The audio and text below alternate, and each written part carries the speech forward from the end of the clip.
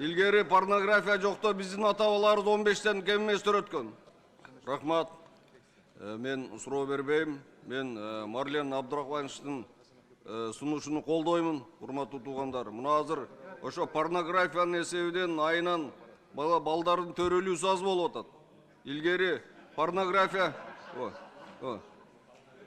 порнография жокто биздин ата-бабаларыбыз 15-тен кем эмес төрөткөн. Урматтуу депутаттар. Ошондуктан ушундай нерсени биз жолотпошубуз керек. Бул эч нерсеге сыйбайт. Урматтуу туугандар. Мусулманчылыкка дагы, башкага дагы. Ошо. Мына мусулманчылыкта айтат экен, ошондой нерсени көп көрө берсе унутчаак болот деп. Ошону эске алып коюңуздар. Тез картайып кетет экен. Рахмат. Колдойбуз. Сөз Исхак Абсаматовичке берилет. Чоң рахмат. Менде суроо деле эмес, пикиримди айтып коеюн.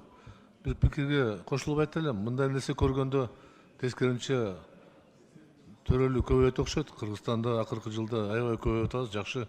Ушуну уланып кете берсин да. Бирок негизи максат абдан жакшы. Муну чектөө коюшубуз керек. Бул жерде мин цифра, мин культура эмес, бул жерде мин образование отуруш керек. Биринчи кезекте ушул ата-энеге биз тарбия берип, ата-энелер балдарды тарбиялаш керек. Калган силер сунуштаган бул техникалык кадам. Ал эми чын эле биздин мин цифранын колунан келеби келбейби, кече комитет талкуулаганда так жооп ала алган жокмун. Бирок аракетти жасашыбыз керек, албетте жасашыбыз керек да. Анан бир гана нерсе. Ошо кайсынысы уяттуу, кайсынысы уяттуу эмес деп ким тандайт? Мин культура сизби? Ким? Мин культура жана ал мыйзамда да мындай. Эротика деген бир, порнография деген башка. Ким тандайт? Мин культура тандайт да. Милициялар билбейт, адашып кетет алар.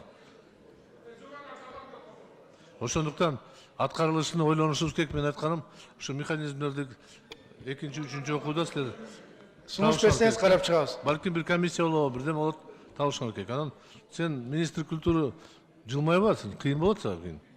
Сизге жаман болот, кантип тандайсыз? Кайсынысы уяттуу, кайсынысы нормальный. Ошону тандап аракет кылгыла, токтотуш керек. Андан тышкары көптөгөн порнографиядан тышкары башка нерсе бар. Биздин менталитетке туура келбеген, маданиятыбызга туура келбеген нерселер бар да. Эркек эркек менен жашоо, аял аял менен жашоо. Ушундай болбогон нерселерди биз тыюу салышыбыз керек да. Рахмат.